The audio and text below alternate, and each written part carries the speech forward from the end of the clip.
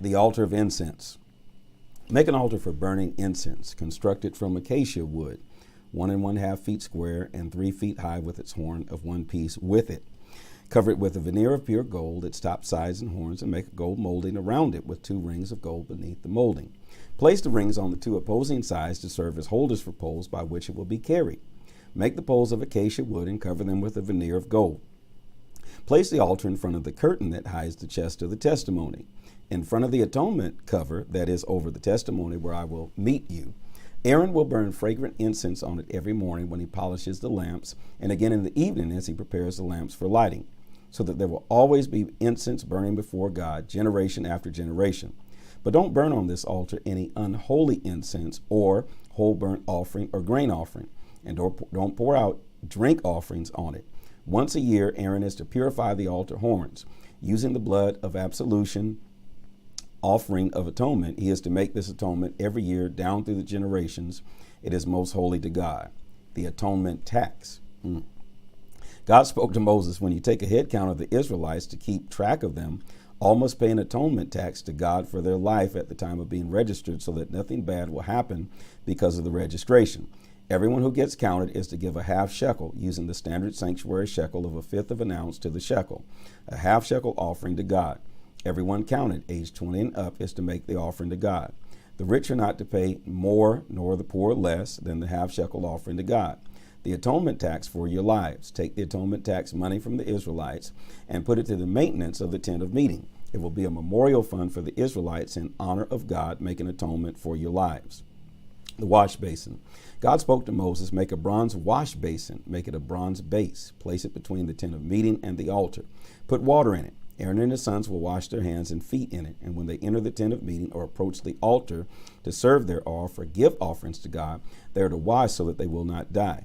They are to wash their hands and their feet so that they will not die. This is the rule forever for Aaron and his sons down through the generations. Holy anointing oil.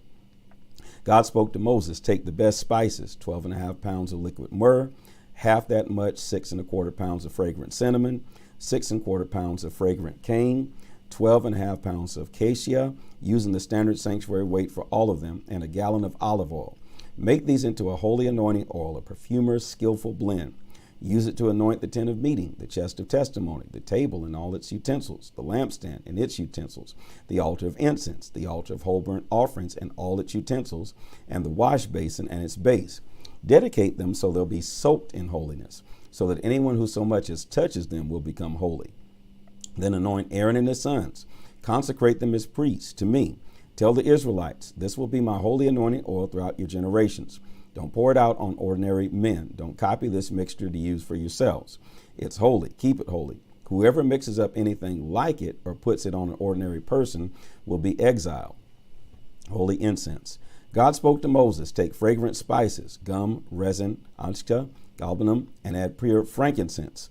Mix the spices in equal proportions to make an aromatic incense, the art of a perfumer, salted and pure, holy.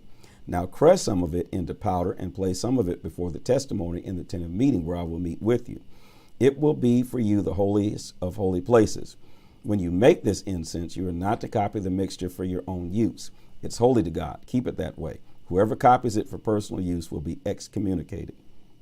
Exodus 31. Bezalel and Aholiab. God spoke to Moses, see what I've done? I've personally chosen Bezalel, son of Uri, son of Hur, the tribe of Judah. I filled him with the Spirit of God, giving him skill and know-how and expertise in every kind of craft, to create designs and work in gold, silver, and bronze, to cut and set gemstones, to carve wood. He's an all-around craftsman.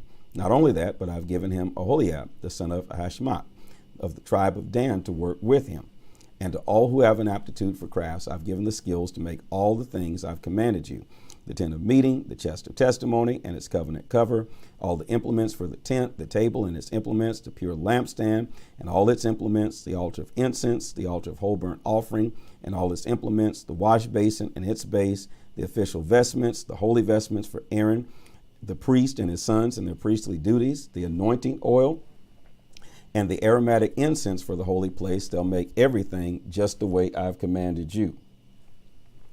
The Sabbath. God spoke to Moses, tell the Israelites, above all, keep the Sabbaths. the sign between me and you, generation after generation, to keep the knowledge alive that I am the God who makes you holy. Keep the Sabbath, it's holy to you. Whoever profanes it will most certainly be put to death. Whoever works on it will be excommunicated from the people. There are 6 days to work, but the seventh day is Sabbath, pure rest, holy to God. Anyone who works on the Sabbath will most certainly be put to death. The Israelites will keep the Sabbath, observe Sabbath keeping down through the generations as a standing covenant. It's a fixed sign between me and the Israelites. Yes, because in 6 days God made the heavens and the earth, and on the seventh day he stopped and took a long, deep breath. When he finished speaking with him on Mount Sinai, he gave Moses 2 tablets of testimony, slabs of stone, written with the finger of God. Exodus chapter 32. Make gods for us. When the people realized that Moses was taking forever in coming down off the mountain, they rallied around Aaron and said, do something. Make gods for us who will lead us. That Moses, the man who got us out of Egypt, who knows what's happened to him? So Aaron told them, take off the gold rings from the ears of your wives and sons and daughters and bring them to me. They all did. They removed the gold rings from their ears and brought them to Aaron. He took the gold from their hands and cast it in the form of a calf, shaping it with an engraving tool. The people responded with enthusiasm. These are your gods, O Israel, who brought you from Egypt. Aaron, taking in the situation, built an altar before the calf. Aaron then announced, tomorrow is a feast day to God. Early the next morning, the people got up and offered whole burnt offerings and brought peace offerings. The people sat down to eat and drink and then began to party. It turned into a wild party. God spoke to Moses, go, get down there. Your people whom you brought up from the land of Egypt have fallen to pieces. In no time at all, they've turned away from the way I commanded them. They've made a molten calf and worshipped it. They've sacrificed to it and said, these are the gods, O Israel, that brought you up from the land of Egypt. God said to Moses, I look at this people. Oh, what a stubborn, hard-headed people. Let me alone now. Give my anger free rein to burst into flames and incinerate them. But I'll make a great nation out of you. Moses tried to calm his God down. He said, why, God, would you lose your temper with your people? Why, you brought them out of Egypt in a tremendous demonstration of power and strength. Why let the Egyptians say he had it in for them? He brought them out so he could kill them in the mountains, wipe them right off the face of the earth. Stop your anger. Think twice about bringing evil against your people. Think of Abraham, Isaac, and Israel, your servants to whom you gave your word, telling them, I will give you many children, as many as the stars in the sky. I'll give this land to your children as their land forever. And God did think twice. He decided not to do the evil he had threatened against his people. Moses turned around and came down from the mountain carrying the 2 tablets of the testimony. The tablets were written on both sides, front and back. God made the tablets and God wrote the tablets, engraved them. When Joshua heard the sound of the people shouting noisily, he said to Moses, that's the sound of war in the camp. But Moses said, those aren't songs of victory and those aren't songs of defeat. I hear songs of people throwing a party. And that's what it was. When Moses came near to the camp and saw the calf and the people dancing, his anger flared. He threw down the tablets and smashed them to pieces at the foot of the mountain. He took the calf that they had made, melted it down with fire, pulverized it to powder, then scattered it on the water and made the Israelites drink it. Moses said to Aaron, what on earth did these people ever do to you that you involved them in this huge sin? Aaron said, Master, don't be angry. You know this people and how set on evil they are. They said to me, make us gods who will lead us. This Moses, the man who brought us out of Egypt, we don't know what happened to him. So I said, who has gold? And they took off their jewelry and gave it to me. I threw it in the fire and out came this calf. Moses saw that the people were simply running wild. Aaron had let them run wild, disgracing themselves before their enemies. He took up a position at the entrance at the camp and said, whoever is on God's side, join me. All the Levites stepped up. He then told them, God's orders, the God of Israel, strap on your swords and go to work. Crisscross the camp from one end to the other. Kill brother, friend, neighbor. The Levites carried out Moses' orders. 3,000 of the people were killed that day. Moses said, you confirm your ordination today, and at great cost, even killing your sons and brothers, and God has blessed you. The next day, Moses addressed the people. You've sinned an enormous sin, but I'm going up to God. Maybe I'll be able to clear you of your sin. Moses went back to God and said, this is terrible. This people has sinned. It's an enormous sin. They made gods of gold for themselves. And now, if you will only forgive their sin, but if not, erase me out of the book you've written. God said to Moses, I'll only erase from the book those who sinned against me. From right now, you go and lead the people to where I told you. Look, my angel is going ahead of you. On the day, though, when I settle accounts, their sins will certainly be part of the settlement. God sent a plague on the people because of the calf they and Aaron had made. Exodus 33. God said to Moses, now go, get on your way from here, you and the people you brought from the land of Egypt. Head for the land which I promised to Abraham, Isaac, and Jacob, saying, I will give it to your descendants. I will send an angel ahead of you, and I will drive out the Canaanites, Amorites, Hittites, Perizzites, Hivites, and Jebusites. It's a land flowing with milk and honey. But I won't be with you in person. You're such a stubborn, hard-headed people, lest I destroy you on the journey. When the people heard this harsh verdict, they were plunged into gloom and wore long faces. No one put on jewelry. God said to Moses, tell the Israelites, you're one hard-headed people. I couldn't stand being with you for even a moment. I'd destroy you. So take off all your jewelry until I figure out what to do with you. So the Israelites stripped themselves of their jewelry from Mount Horeb on. Moses used to take the tent and set it up outside the camp some distance away. He called it the tent of meeting. Anyone who sought God would go to the tent of meeting outside the camp. It went like this. When Moses would go to the tent, all the people would stand at attention. Each man would take his position at the entrance to his tent with his eyes on Moses until he entered the tent. Whenever Moses entered the tent, the pillar of cloud descended to the entrance to the tent, and God spoke with Moses. All the people would see the pillar of cloud at the entrance of the tent, stand at attention, and then bow down and worship, each man at the entrance to his tent. And God spoke with Moses face to face, as neighbors speak to one another.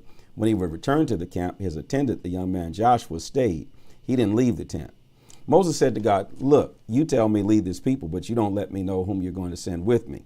You tell me, I know you well and you're special to me. If I'm so special to you, let me in on your plans. That way I will continue being special to you.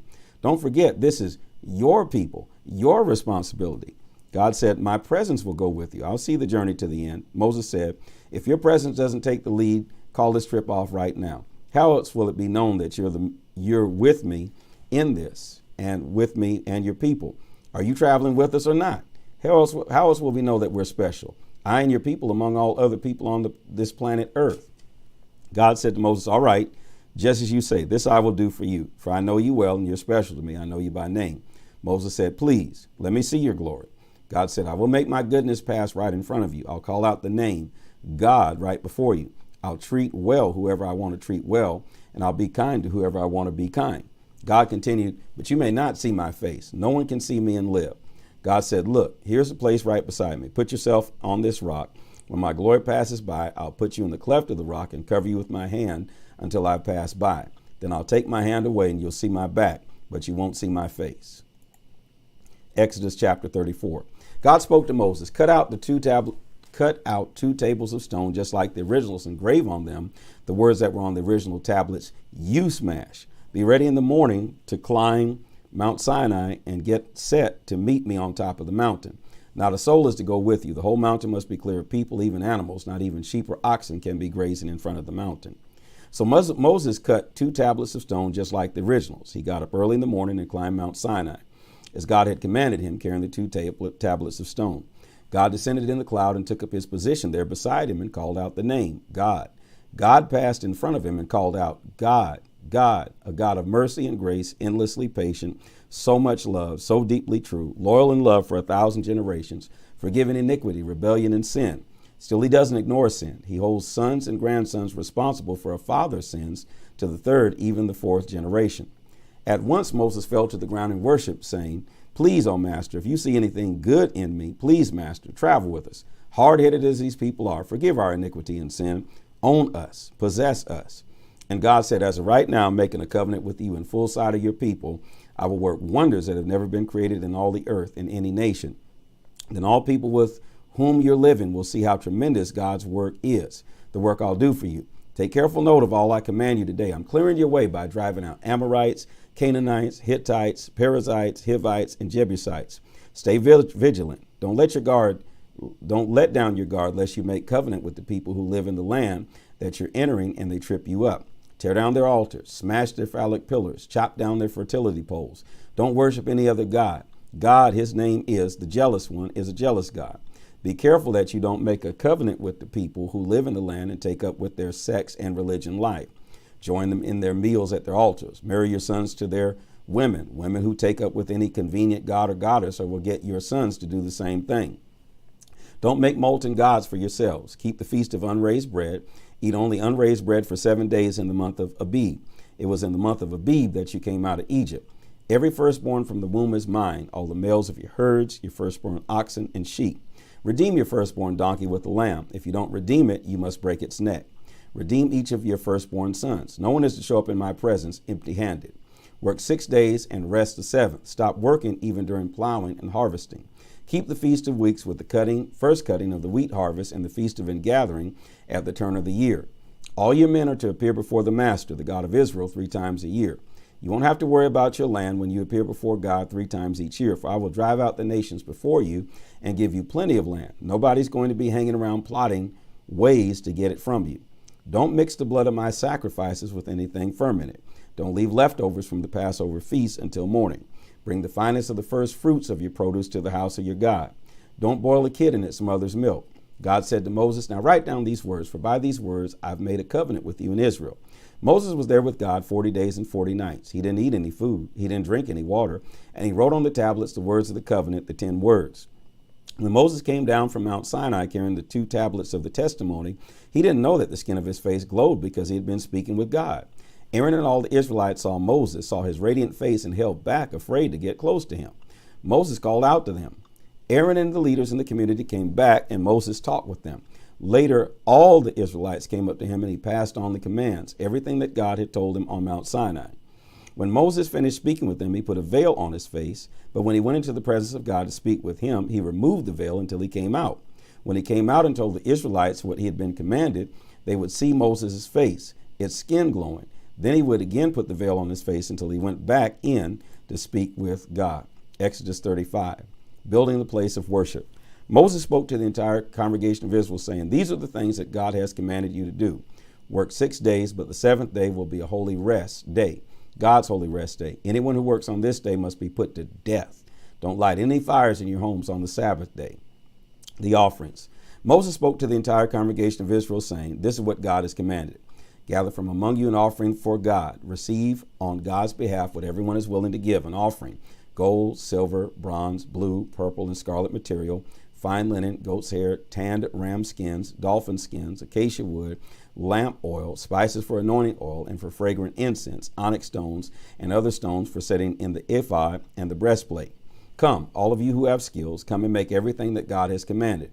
The dwelling with its tents, its cover, its hooks, frames, crossbars, posts, and bases, the chest with its poles, the atonement cover and veiling curtain, the table with its poles and implements, and the bread of the presence, the lampstand for giving light with its furnishings, and lamps and oil for lighting, the altar of incense with its poles, the anointing oil, the fragrant incense, the screen for the door at the entrance of the dwelling, the altar of the whole burnt offering with its bronze grate, and the poles and all its implements, the wash basin and its base, the tapestry hanging for the courtyard, with the posts and bases, the screen for the courtyard gate, the pegs for the dwelling, the pegs for the courtyard with their cords, the official vestments for ministering in the holy place, the sacred vestments for Aaron the priest and for his sons serving as priests. So everyone in the community of Israel left the presence of Moses. Then they came back, everyone whose heart was roused, whose spirit was freely responsive, bringing offerings to God for building the tent of meeting, furnishing it for worship and making the holy vestments. They came, both men and women, all the willing spirits among them, offering brooches, earrings, rings, necklaces, anything made of gold, offering up their gold jewelry to God. And anyone who had blue, purple, and scarlet fabrics, fine linen, goat's hair, tan leather, and dolphin skins brought them. Everyone who wanted to offer up silver or bronze as a gift to God brought it.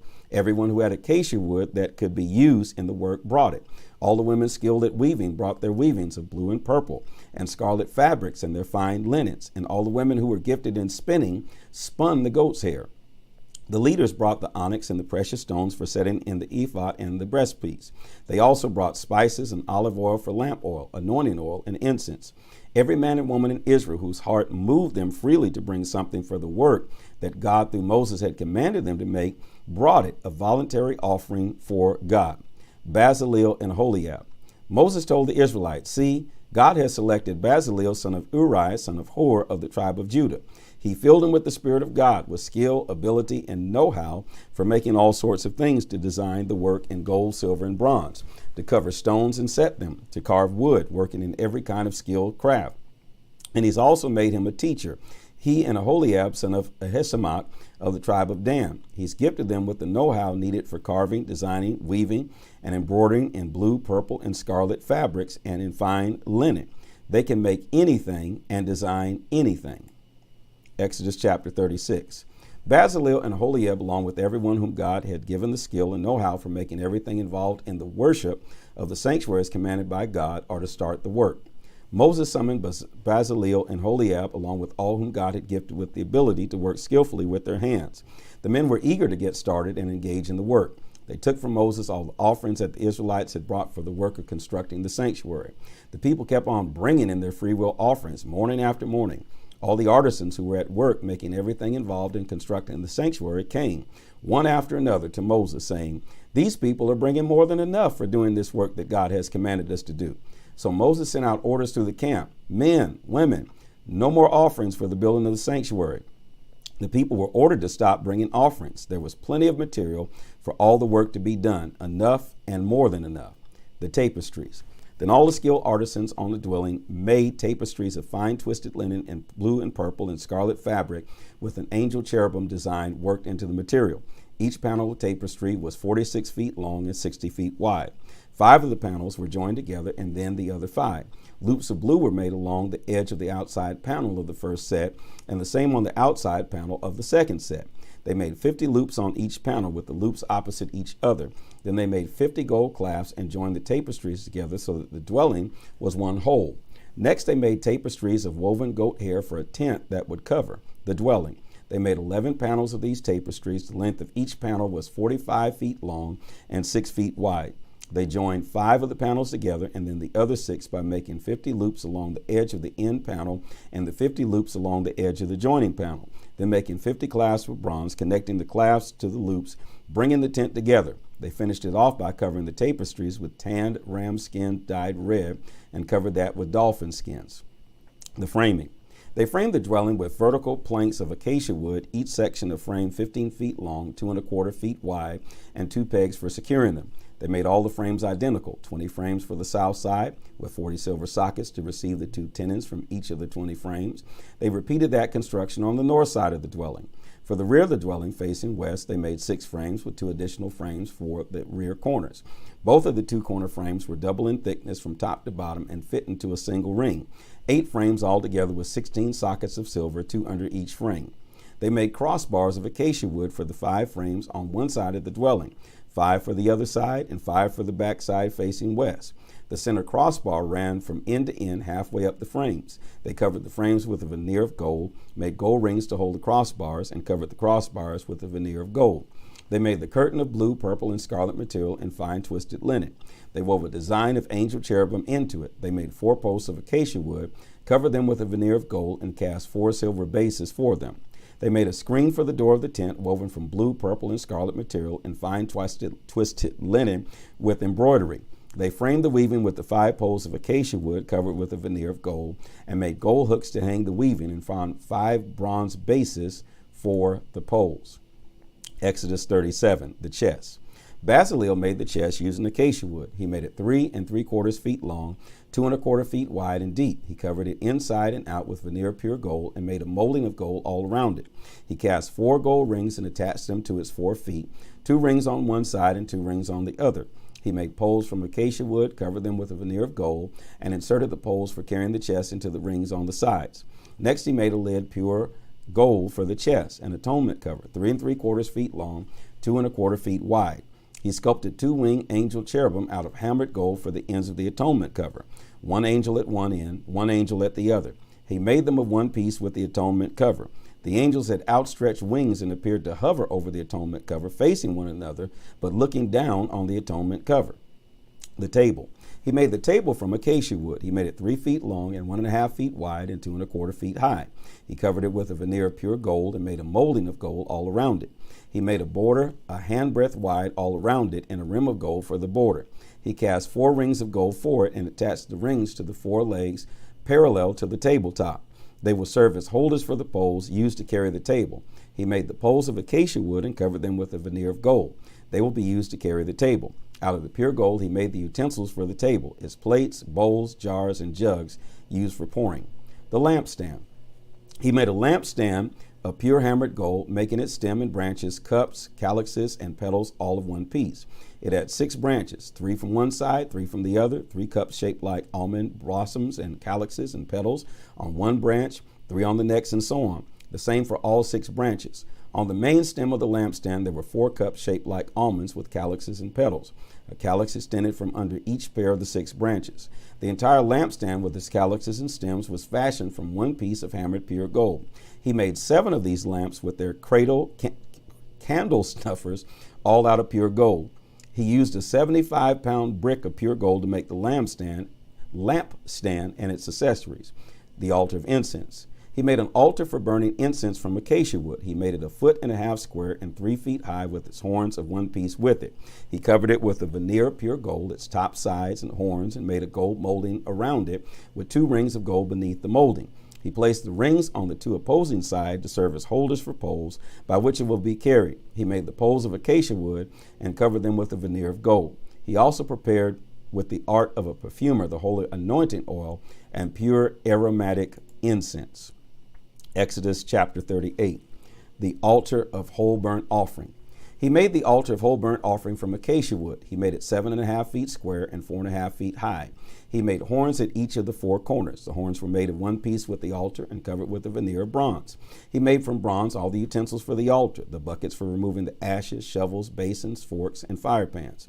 He made a grate of bronze mesh under the ledge halfway up the altar. He cast 4 rings at each of the 4 corners of the bronze grating to hold the poles. He made the poles of acacia wood and covered them with a veneer of bronze. He inserted the poles through the rings on 2 sides of the altar for carrying it. The altar was made out of boards. It was hollow. The wash basin. He made the bronze wash basin and its bronze stand from the mirrors of the women's work group who were assigned to serve at the entrance of the tent of meeting. The courtyard. And he made the courtyard on the south side of the hangings for the courtyard, woven from fine twisted linen, were 150 feet long, with their 20 posts and 20 bronze bases and fastening hooks and bands of silver. The north side was exactly the same. The west end of the courtyard had 75 feet of hangings with 10 posts and bases and fastening hooks and bands of silver. Across the 75 feet at the front or east end were 22.5 feet of hangings with their 3 posts and bases on one side, and the same for the other side. All the hangings around the courtyard were of fine twisted linen. The bases for the posts were bronze, and fastening hooks and bands on the posts were of silver. The posts of the courtyard were both capped and banded with silver. The screen at the door of the courtyard was embroidered in blue, purple, and scarlet fabric with fine twisted linen. It was 30 feet long and 7.5 feet high, matching the hangings of the courtyard. There were 4 posts with bases of bronze and fastening hooks of silver. They were capped and banded in silver. All the pegs for the dwelling in the courtyard were made of bronze. This is an inventory of the dwelling that housed the testimony drawn up by the order of Moses for the work of the Levites under Ithamar, son of Aaron, the priest. Bezalel, the son of Uri, son of Hur, of the tribe of Judah, made everything that God had commanded Moses. Working with Bezalel was Aholiab, the son of Ahishamach, of the tribe of Dan, an artisan, designer, and embroiderer in blue, purple, and scarlet fabrics and fine linen. Gold. The total amount of gold used in the construction of the sanctuary, all of it contributed freely, weighed out at 1,900 pounds according to the sanctuary standard. Silver. The silver from those in the community who were registered in the census came to 6,437 pounds according to the sanctuary standard. That amounted to a beka, or half shekel, or for every registered person aged 20 and over, a total of 603,550 men. They used the 3 1/4 tons of silver to cast the bases for the sanctuary and for the hangings, 100 bases at 64 pounds each. They used the remaining 37 pounds to make the connecting hooks on the posts and the caps and the bands for the posts. Bronze. The bronze that was brought in weighed 4,522 pounds.